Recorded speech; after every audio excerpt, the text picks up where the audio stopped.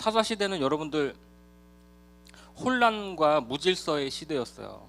사사시대라는 것은 그래서 그 당시 백성들은 왕이 없어서 이방 신들에게 절하고, 백성들은 왕이 없으니까 타락하고 범죄해서 그렇게 악한 일들을 많이 행했습니다. 사사기 구조가 그래요. 그럴 때마다 하나님은 이제 그 주변에 이방 민족들을 이렇게 일으켜 세워서 특히 블레셋이라든지 삼손 들어봤죠? 삼손 시대 블레셋이랑 엄청 싸웠잖아요. 그래서 이방 민족들을 일으키셔서 이제 백성들에게 고통을 또 안겨주죠. 그럴 때 백성들이 고통 속에서 하나님께 또 살려달라고 부르짖을 때 하나님은 또 누군가 사사를 일으키셔서 이스라엘을 구원하시고 또 한동안 태평성대를 이루게 하시죠. 이게 사사기의 사이클이에요. 사사기의 사이클. 그런데 어리석은 백성들은 또다시 범죄함으로 하나님은 또 그들에게 또 다른 민족들을 붙이십니다. 그러니까 사사기의 결론과도 같은 주제 말씀이 사사기 21장 25절 띄워주시고요. 같이 읽도록 하겠습니다. 그때에 이스라엘의 왕이 없으므로 사람이 각기 자기의 소견에 옳은 대로 행하였더라. 왕이 없었대요. 왕이 없었다는 것은 두 가지 의미가 있어요. 우리가 대통령제를 살아가지만 대통령이 없었다라는 거지. 그 당시 정치 지도자가 문자적으로도 없었다. 그러니까 이렇게 시가 있으면 시장이 있고 군수가 있고 그렇잖아요. 도지사가 있고 그런 사람들이 없었다. 그러니까 정치적으로 사회적으로 얼마나 혼란스러웠겠어요. 그 정치 지도자들이 없으니까. 그런데 더 중요한 것은 뭐냐면 영적으로도 그 당시 이스라엘 백성들을 다스릴 영적인 지도자들이 없었다라는 그 두 가지 뜻이 있죠. 그래서 정말 우리가 영적인 생활이 얼마나 중요해요. 우리 신앙생활, 그치? 영적인 제사장들이 없었다, 지도자들이 없었다는 거는 정말 도덕적으로도 신앙적으로도 엄청난 타락이 있었던 그런 의미다라는 것이죠. 그러므로 이 사사기는 역설적으로 참된 왕이 누구냐, 메시아를 갈망하고 있다라는 것을 시사해주고 있습니다. 사사기라는 것은. 그래서 하나님은 이 타락한 시대에 그의 백성들을 위해서 가만히 계신 게 아니라 구속사, 조용히 한 왕을 준비하고 계셨어요. 그래서 아까 그 계보가 나오죠. 보아스와 룻이 오벳을 낳고, 오벳이 누구를 낳아서 이새를 낳고, 이새는 다윗을 낳고, 다윗은 예수 그리스도의 계보가 조상이 되잖아요. 그 계보를 통해서 메시아 예수 그리스도가 오시게 되는 그 결정적인 사건. 그렇죠? 엄청난, 하나님은 그 몇천 년에 걸쳐서 그걸 이미 다 준비하고 계셨다라는 거죠. 그런데 그 준비를 누구를 통해서? 보잘것없는 이방 여인 룻을 통해서 메시아의 탄생을 준비하는 일을 하나님이 착착 진행하고 계셨다라는 것이죠. 그러니까 우리는 이 성경을 통해서 정말 우리 하나님이 어떤 분이신가를 알게 되는 거야. 하나님의 계산은 정말 치밀하고 섭리는 한치의 오차도 없으시고 정확하시구나. 그것을 우리가 깨달으면 되는 거야. 우리 하나님의 능력이 어느 정도냐? 여러분들 머리털을 다 세고 계신다니까요. 그럼 말 다 한 거 아니야? 우리 머리털을 다 세고 계신데, 별들의 이름을 다 부르신데, 그럼 말 다 한 거죠. 그 하나님 앞에서 우리가 숨길 것도 없고, 정말 무슨 일이 있을 때마다 여러분들 하나님을 의지하기를 바랍니다. 이 이방 여인을 통해서 다윗의 자손으로 예수님이 오셨잖아요. 그래서 다윗은 실제로도 그들의 왕이었을 뿐만 아니라 영적인 의미에서는 예수 그리스도를 상징하는 인물이잖아요. 구약에서 다윗, 요셉, 모세 이런 사람들, 예수님을 예표하는 인물들이다라는 거야. 그래서 다윗 왕을 주신 것은 사사기에 왕이 없음으로에 대한 하나님의 응답이었던 것이죠. 그래서 하나님은 사울을 세우시지만 영적으로 참된 왕 다윗을 세우시게 된다. 그런데 이 응답의 시작은 심히 비천하고 보잘것없는 한 이방 여인의 믿음을 통해서 시작되었다라는 것이죠. 1절을 보시면 그 땅에 무엇이 들었냐면 흉년이 들었다고 합니다. 그러니까 이 흉년이라는 것은 지금도 그렇지만 인간이 당하는 어려움 중에서 1차원적이면서 가장 고통스러운 일이 흉년이 아닐까 생각을 합니다. 그래서 이 구약에서 흉년이라는 것은 종종 이스라엘의 죄와 불순종으로 인해서 하나님 내리시는 징벌로 많이 묘사되고 있어요. 구약 성경을 읽으면서 흉년이 나왔다 그러면 하나님의 징벌이구나 이렇게 생각을 하면 돼요. 근데 이 흉년이 닥쳤을 때 우리가 어떻게 대처를 해야 되느냐, 그것이 참 중요하죠. 그러니까 우리가 창세기에 보면은 아브라함이 가나안 땅에 이르렀을 때 흉년이 닥치잖아요. 그렇죠? 그럴 때 어떻게 행동했습니까? 여러분들 예전에 한번 설교한 것 같은데 아브라함이 기도하지 않고 곧장 애굽으로 내려가잖아요. 하나님께 물어보지도 않고 애굽으로 내려가서 정말 큰 낭패를 당하고 돌아오게 되죠. 그 기억나죠? 그 창세기. 그러니까 오늘 본문에 나오미 가족이 흉년이 들어서 간 데가 어디예요? 흉년이 들었어. 모압 땅으로 갔다라는 것이죠. 그것은 여러분들 사진 한번 띄워주세요. 이 모압 땅이 어느 지역이냐면 그모스 신을 섬기는 모압 족속들이 사는 지역이었어요. 아우 저 징그럽지. 그 소머리에 인간의 모습을 하고 있는 저 그모스 신은 인신 제사를 이렇게 했던 그 신이야. 그러니까 애기를 바치는 거야. 저 구약 시대 때 이방 민족들이 저렇게 제사를 드렸다고. 아우 됐습니다. 징그러워. 아우 내려주세요. 자, 나오미와 그의 가족은 저렇게 우상들이 즐비한 모압 땅으로 이사하고 말았다라는 것이 1절에 나오고 있죠. 여기서 그들의 실패가 시작되고 있어요. 2절 같이 읽습니다. 시작. 그 사람의 이름은 엘리멜렉이요 그의 아내의 이름은 나오미요 그의 두 아들의 이름은 말론과 기론이니 유다 베들레헴 에브랏 사람이더라. 그들이 모압 지방에 들어가서 거기 살더니. 여기서 이제 이 가정의 가장이 나오는데 엘리멜렉 이렇게 아버지 이름이 나오죠. 그러니까 나의 하나님은 왕이시다라는 뜻이에요. 참 멋진 이름이죠. 히브리 사람들은 항상 자신의 히브리 이름에 의미를 담아서 이름을 지었다고 했죠. 그러니까 그의 이름대로라면 이 엘리멜렉은 하나님을 왕으로 모시고 살아야 됐던 그런 사람이었죠. 그럼에도 불구하고 그는 하나님을 저버리고 그의 이름을 부끄럽게 하고 말았다라는 것을 알 수 있죠. 그러니까 그의 한순간의 판단 실수는 그의 가족 전체가 불행을 겪는 일로 나타나게 되었다라는 거죠. 그렇게 연결이 돼요. 그의 아내의 이름은 이제 주인공인데 누구예요? 나오미. 기쁨, 즐거움 이런 뜻이에요. 그러니까 나오미도 이름이 참 좋지. 그러니까 나오미라는 이름이 참 좋고 성경에서 에스더라는 이름도 좋고 한나라는 이름도 좋고 이 이름들을 볼 때 아마도 이 가정은 그 유대 베들레헴 땅에서 정말 하나님의 백성으로 하나님을 믿으며 은혜 가운데 살고 있었다라는 어떤 신앙인들의 표준 그 가정을 모델을 보여주고 있는 거예요. 근데 그들에게는 두 아들이 있었대요. 말론과 기론인데 말론은 병들다라는 뜻이고 기론은 소멸하다 이런 뜻이 있습니다. 얘 자녀들의 이름이 이러 있는지는 모르겠지만 두 아들 모두가 나중에 다 죽어요. 그러니까 비리비리했던 것 같아. 허약했던 것 같습니다. 아무튼 이것을 통해서 나타내고자 하는 하나님의 뜻은 뭐냐면 하나님의 백성이 잘 들으세요. 하나님의 백성이 세상의 양식을 따라간 결과는 결국엔 병들고 허비할 따름이다라는 것을 우리가 알 수 있어야 돼요. 2절 하반절에도 보면 2절 띄워주시고 유다 베들레헴 에브랏 사람들이더라 이렇게 중복해서 얘기를 하고 있죠.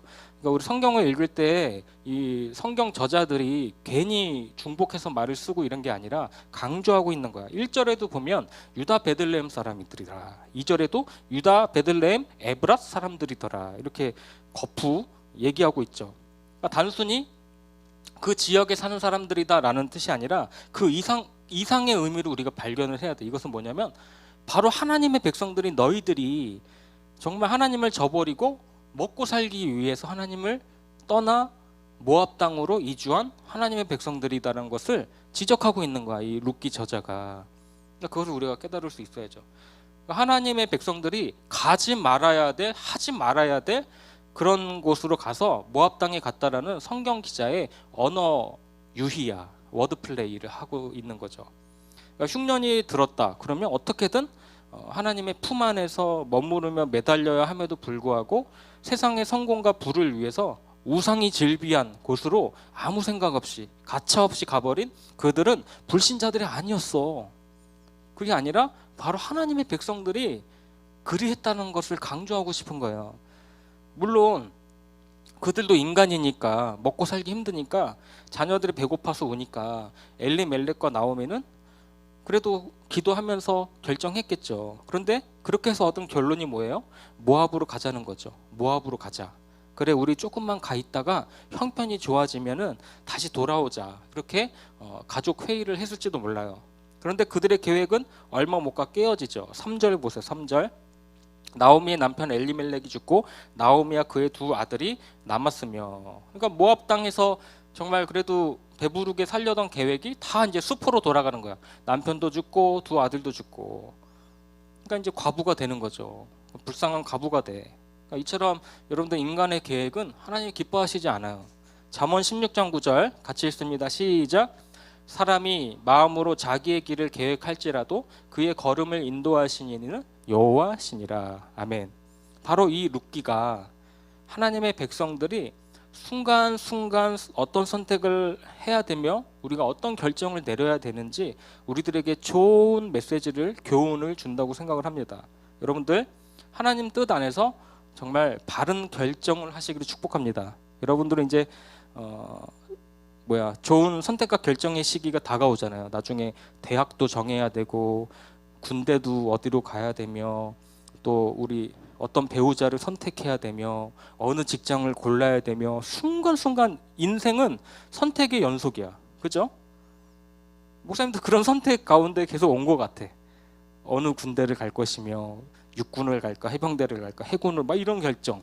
대학은 어디로 가고 과는 무엇을 택하고 어떤 배우자를 만날 것이며 너무나 선택의 과정이야. 여러분들 멋대로 선택하면 안 된다라는 것이죠. 오늘 룻기를 통해서 보면. 그렇다고 또 목사님 짜장입니까 짬뽕입니까? 저는 그게 고민입니다. 이런 친구들도 있어. 목사님도 그런 고민해. 그런 그런 선택은 어떻게 해야 돼, 여러분들? 중국집 가면 짜장인지 짬뽕인지 늘 고민이 됩니다. 하나님 인도해 주세요. 두 개 다 시키라고, 두 개 다 시켜. 아니 제일 싼 거 시키든지. 그런 게 기도야? 여러분들. 자, 여러분들 기도하면서 하나님의 인도하심을 받기를 바랍니다. 자, 4절. 자, 시작. 그들은 모압 여자 중에서 그들의 아내를 맞이하였는데 하나의 이름은 오르바요, 하나의 이름은 루시더라. 그들이 거기에 거주한 지 10년쯤에. 자, 이방 땅으로 건너오니까 이제 두 아들이 장성했어. 결혼을 해야 되는데 모압 땅이니까 당연히 믿는 사람이 없죠. 이방 여인들을 아내로 취할 수밖에 없었죠. 하나님을 알지도 못하고 섬기지도 아니하는 이방인들. 여러분들 우상 숭배와 아까 그 몰렉신 봤죠? 금오스신. 우상 숭배와 더러운 생활에 물든 모압 사람들 사이에서 그 부딪히는 어려움은 말로 다 할 수 없을 거야. 이 하나님의 백성들이 거기서 버틴다라는 것이. 그렇죠? 생각을 한번 해보세요. 우리가 일본으로 이민을 간다. 생각을 해봐. 거기는 우상이 13,000개의 우상이 있어. 근데 믿지 않는 사람들이 다 거의 대다수잖아요. 99%가 안 믿는 사람들이야. 거기서 믿는 가정이 가서 산다. 정말 끔찍하죠. 얼마나 안 믿는 사람들하고 매일 부딪힐 거야. 응? 근데 피하고 싶지만 어떻게 해요? 현실인데. 그래서 이들은 모압 여자 중에서 아내를 취하게 되는 거야. 하나님의 섭리가 있는 거죠. 첫 번째 며느리는 이름이 뭐야? 오르바. 이 뜻은 뭐냐면 앞머리, 갈기 이런 뜻이야. 그러니까 아마도 성격이 조금 냉정한 여자, 완고한 여자 이런 걸로 추측해 볼 수 있죠. 그래서 그 이름대로 그런지 그 첫 번째 며느리는 하나님을 버리고 모압 신과 그 백성들에게 결국 돌아갑니다. 그리고 이제 나중에 말씀이 나오죠. 반면에 룻이란 이름도 모압 여인이잖아. 룻의 이름 뭐야? 친근하다 이런 뜻이 있습니다. 그러니까 룻은 아마도 그 이름처럼 하나님 곁에서 하나님을 붙잡고 친근하게 그렇게 교제했다, 그런 뜻으로 볼 수 있고, 이 룻기 전체 주제와 어울리는 의미라고 할 수 있어요. 이 룻이라는 이름은. 룻은 여러분들 이방 여인으로서 도무지 은혜 받을 수 없는 처지에 있었지만, 그렇죠, 하나님 모르는 모압 족속이잖아. 근데 오직 믿음 가운데 하나님을 붙쫓아 감으로써 나중에는 큰 복을 받게 된다. 메시아의 계보에 오르는 그 여인이 되었다라는 것을 보여주고 있는 거야. 근데 그 매개체 역할을 누가 해? 시어머니 나오미가 하잖아요. 그러니까 여러분들 하나님을 여러분들 늘 가까이 해야 돼. 알겠어요? 그래서 우리 옆에 있는 믿음의 동역자들이 그래서 중요한 거야. 내 주변에 믿음의 친구들이 있다? 얼마나 그 좋은지 몰라. 나오미와 룻 같은 그런 관계가 되는 거지. 믿음이 약해지면 친구 통해서 다시 믿음을 다시 내가 깨닫고 다시 성장할 수 있는 계기가 되고. 근데 믿지 않는 친구들이 주변에 있으면 어떻게 돼? 신앙생활이 너무 어렵죠. 교회 간다 그러면 친구들은 저 롯데월드 놀러 간다 그러고 나는 교회 가야 되고 막 이런 선택과 고민이 너무 많잖아. 근데 믿는 친구들 사귀면 나 교회 가야 돼. 수련회 해. 그다음에 교회에서 뭐 하니까 자꾸 그런 얘기 들리면 나도 교회 가고 싶고 이렇게 되는 거지. 하나님과 친밀하고 가까이 할 때 여러분들 구원이 임하고 은혜가 임한다는 사실을 여러분들이 마음속으로 꼭 믿기를 바랍니다. 마지막으로 5절. 자, 시작. 말론과 기드온 두 사람이 다 죽고 그 여인은 두 아들과 남편의 뒤에 남았더라. 다 죽었어요. 다 죽었어. 그러니까 이런 기구한 인생이 또 어디 있을까? 과부들만 셋이 남았어. 과부들만 셋이 남아가지고 처량한 신세가 됩니다. 정말 배불리 잘 먹고 잘 살기 위해서 건너온 땅이었지만 이제는 모든 것을 다 잃고 파산한 그런 가정이 되고 말았죠. 정말 인생의 가장 밑바닥에 떨어지는 비참함을 맛보게 된 거야, 이 나오미 가정이.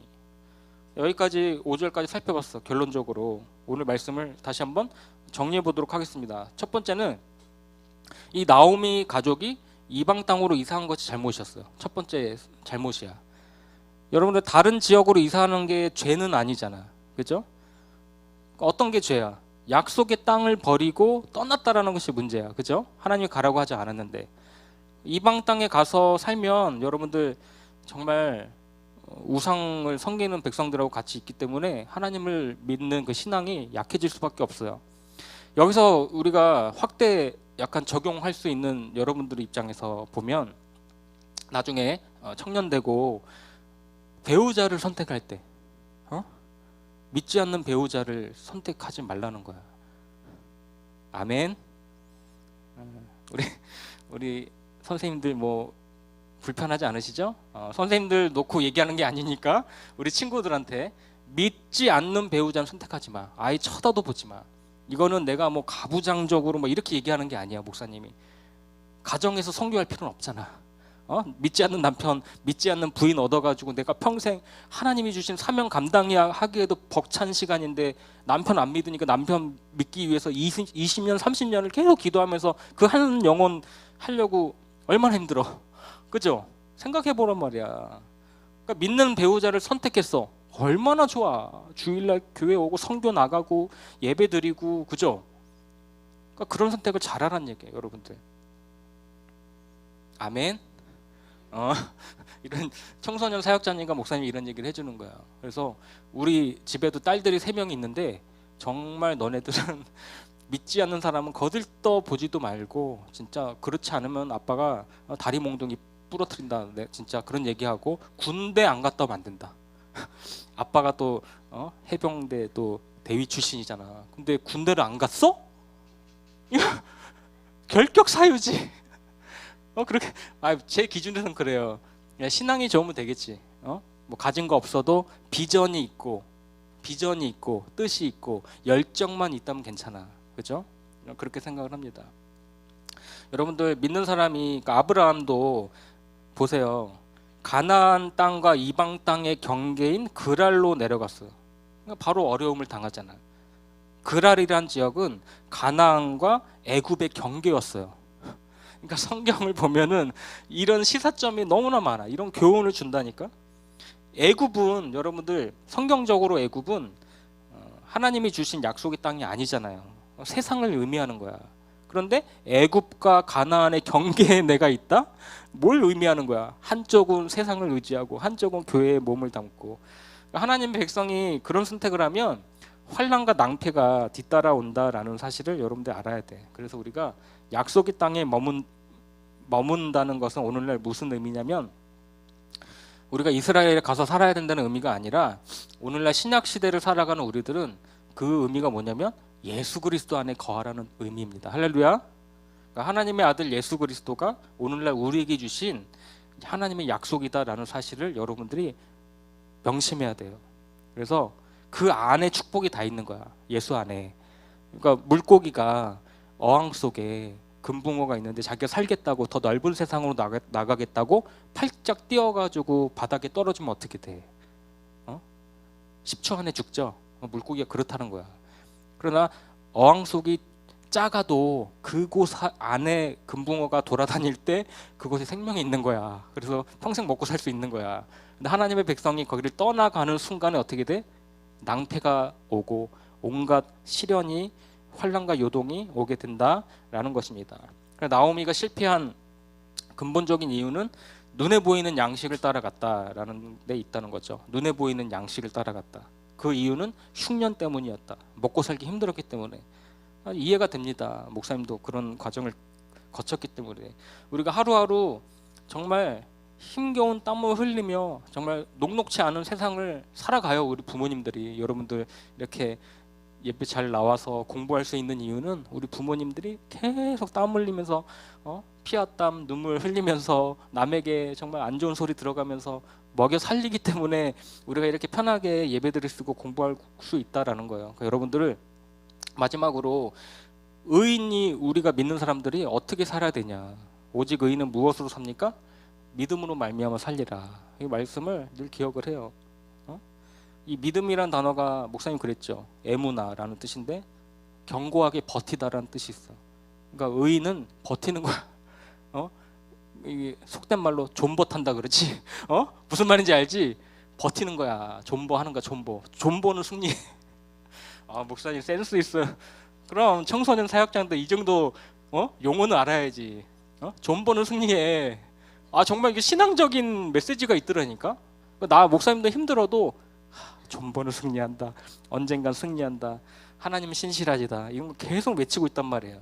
그래서 힘든 일이 다가올 때마다 여러분들 어금니 한번 딱 깨물고 버티는 거야. 버티고 그렇게 살 수 있기를 축복합니다. 여러분들 제 간증하고 마치도록 할 건데, 제가 백령도 살 때 여러분들 큰 아이가 지금 고3이 됐는데 2살인가 3살 때 거기는 병원도 없고 약국도 없어요. 거기는 백령도는. 그래가지고 아이에게 좋은 걸 먹여야 되는데 못 먹이니까 면역력이 없어서 아프기라도 하면 하나님이 그때마다 무엇을 보내주시냐면 백령도 산 전복을 보내죠. 누구를 통해서 전복을 보내주고, 그것도 뭐 그냥 뭐 한두 뭐 이게 아니라 그냥 몇 박스씩 전복과 해삼 이런 걸 보내주더라고. 현대판 까마귀들이 분명히 있다. 그때는 목사님이 평신도였잖아요. 목회자 가정이 아니었는데도 온 가족이 매달려서 기도하고 하나님 먹을 게 없어요. 이 땅에서는 너무나 척박합니다. 그렇게 하면 그렇게 보내주고, 또 하나님 저에게 양식을 주십시오 하면은 또 전화가 오면 내려가면 또 저기 그 급양대 상사분이 와가지고, 내가 그때 이제 검수관이었으니까 검수관님 잠깐 내려오세요 하니까 그 저기 차 트렁크에 백령도산 한우가 몇 박스 또 실려 있는 거야. 아이스박스에. 아, 이거 어제 잡은 거라고 뭐 그러면서 백령도산 한우를 막 주고 그렇게 살았습니다. 한 번은 또 우리 아내가 저기 흰 고구마가 먹고 싶대. 흰 고구마가 있어요. 저 강화도 가면은 노란 고구마가 있어. 송노란 고구마가 있는데 흰 고구마는 내가 듣지를 못했는데 백령도에서 흰 고구마가 난대. 특산물이래. 그러니까 이제 와이프가 그 소리를 듣고 나도 입맛을 다시는 거야. 나도 흰 고구마 한번 먹고 싶다 그러는데 어김없이 저녁에 한 박스가 도착해 있는 거 있지. 정말로 이건 간증이에요. 정말. 여러분들 하나님 앞에서 죽겠다 하면 하나님이 길을 열어주십니다. 할렐루야. 자기 자녀가 굶어 죽는다는데 울부짖는데 모른 채 할 부모가 어디 있어요. 뻔뻔하게 구해라 그랬죠 목사님이. 뻔뻔하게 구할 수 있는 관계는 자녀와 아버지와의 관계잖아요. 여러분들이 그런 것을 기억에 담고, 그러니까 나오미 가정도 여러분들 물론 어렵고 힘든 순간이었지만 더 참고 베들레헴 땅에서 버텼으면 무슨 해결의 돌파구가 열렸을 거예요. 그런데 하나님의 섭리는 그게 아니라 어떻게 다윗의 그 오벳 2세 보아스를 통해서 예수 그리스도를 또 섭리하셔야 되니까 그런 결정 섭리 속으로 몰아가셨겠죠. 결과론적으로. 여러분들 우리는 오늘 성경을 통해서 하나님 백성들은 끝까지 하나님이 책임져 주신다, 우리의 길을 인도해 주신다라는 것을 여러분들 잊지 말기를 바랍니다. 그래서 우리 가정이 5월달인데 여러분들 뭐 가정의 달이 5월달에만 있는 것은 아니고 매일매일 사랑하는 가족들과 여러분들이 옹기종기 앉아가지고 또 즐겁게 웃으면서 대화하고 깔깔깔깔 웃으면서 대화하고 그곳에 천국이 임하는 거예요. 할렐루야. 우리 가정이 먼저 회복되고 하나님이 주신 약속을 붙들고 믿음을 잘 지켜나가는 복된 믿음의 백성들 되기를 축복합니다. 기도하겠습니다. 하나님 감사합니다. 가정의 달을 맞아서 우리가 룻기의 말씀을 살펴보면서 큰 위로를 받습니다. 사방이 우겨쌈을 당해도 우리가 낙심치 않는 것은 우리를 향하신 하나님의 한없는 사랑 때문인 줄로 믿습니다. 우리에게 믿음을 더하여 주시고 은혜를 부어 주셔서 하나님을 더욱더 사랑하고 잘 섬기고 경외하는 우리 모두가 될 수 있도록 인도해 주옵소서. 예수님의 이름으로 기도합니다. 아멘. 우리 모든 걸음 대신에 이 찬양하면서 기도하겠습니다. 주님 내 길 아시네. 주님 내 길 아시네. 흔들린 그 길에도 함께해. 주님 내일 하시네. 멈춰진 나의 삶에도 늘 함께해. 나의 힘이 되신 주, 나의 힘이 되신 주, 항상 같은 곳에서 주가 나의 도움 되시네. 나의 길이 되신 주, 나의 길이 되신 주, 변함없으신 계획, 주가 나의 모든 걸음들. 우리 한 번 더 찬양해요. 주님 내 길 아시네. 주님 내 길 아시네. 아멘. 흔들린 그 길에도 함께해. 아멘. 주님 내일 하시네. 멈춰진 나의 삶에도 늘 나의 힘이 되신 주, 나의 힘이 되신 주, 항상 같은 곳에서 주가 나의 도움 되신, 나의 길이 되신 주, 나의 길이 되신 주, 변함없으신 계획, 주가 나의 모든 것. 우리 가슴에 손을 얹고 한번 이 찬양 다시 한번 부르볼게요. 우리 가사의 의미를 생각하면서 주님 내 길 하시네. 주님 내 길 하시네.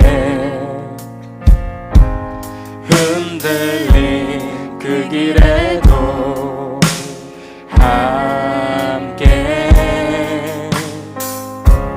주님 내일 하시네.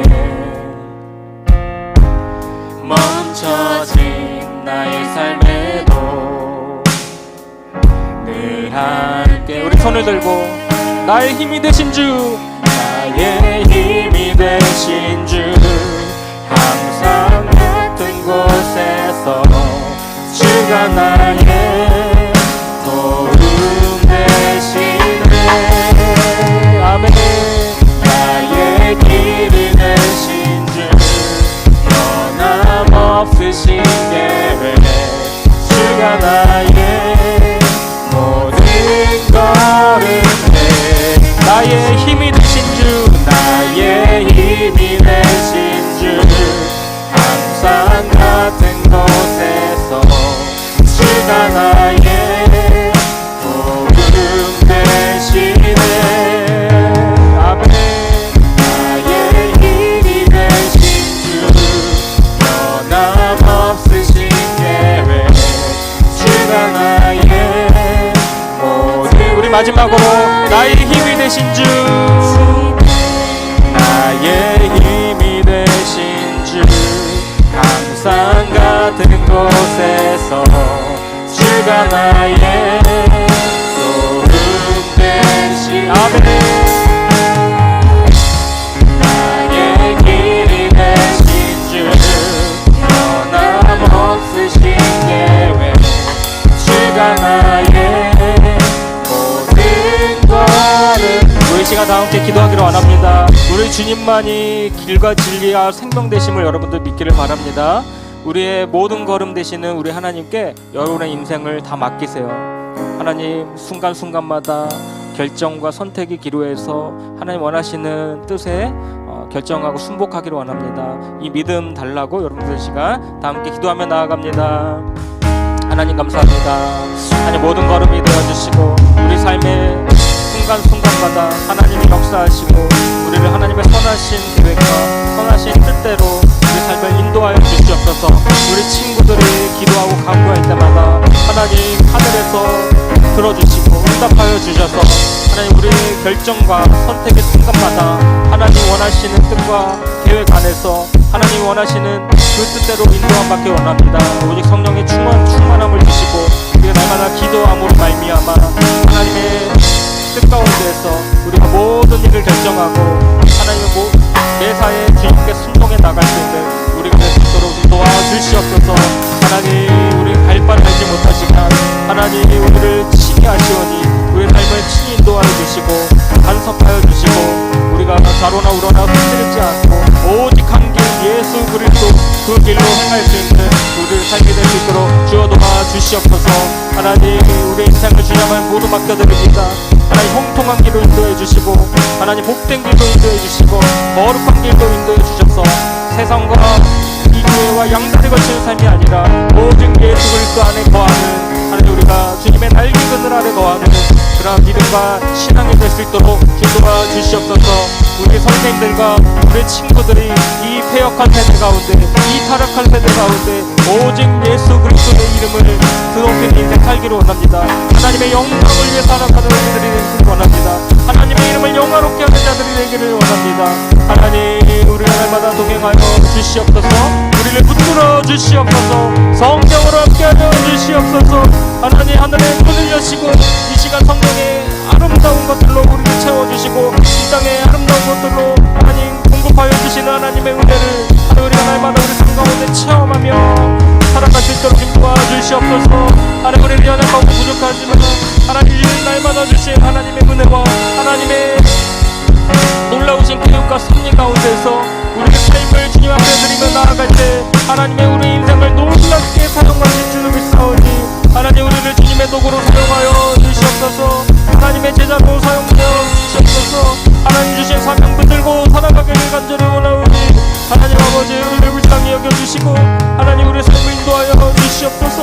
하나님의 순간순간 결정의 순간마다 하나님 개입하여 주시고 하나님의 뜻이 무엇인지 우리가 바르게 분별하고 깨달아 알 수 있도록 하나님 귀한 지혜와 통찰력과 깨달음을 우리에게 부어주시옵소서. 하나님 우리는 다 부족하지만 하나님 날마다 간구하며 기도하는 가운데 하나님의 놀라우신 뜻을 우리가 발견해 나갈 수 있도록 하나님의 놀라운 지혜로 우리 함께하여 주시옵소서. 오 하나님 아버지 주님만을 의지합니다. 주님만을 찬양합니다. 주님만을 성축합니다. 오직 하나님의 이름만이 온 세상의 주인이 되시고 우리 참 하나님께서 우리의 삶을 날마다 인도해 주실 줄로 믿사오니 하나님 우리를 불쌍히 여겨 주시옵소서. 하나님 우리를 성령의 사람으로 변화시켜 주시옵소서. 하나님 우리가 매 순간순간 주님을 부인하지 않고 하나님의 편에서 하나님의 생각대로 하나님의 뜻대로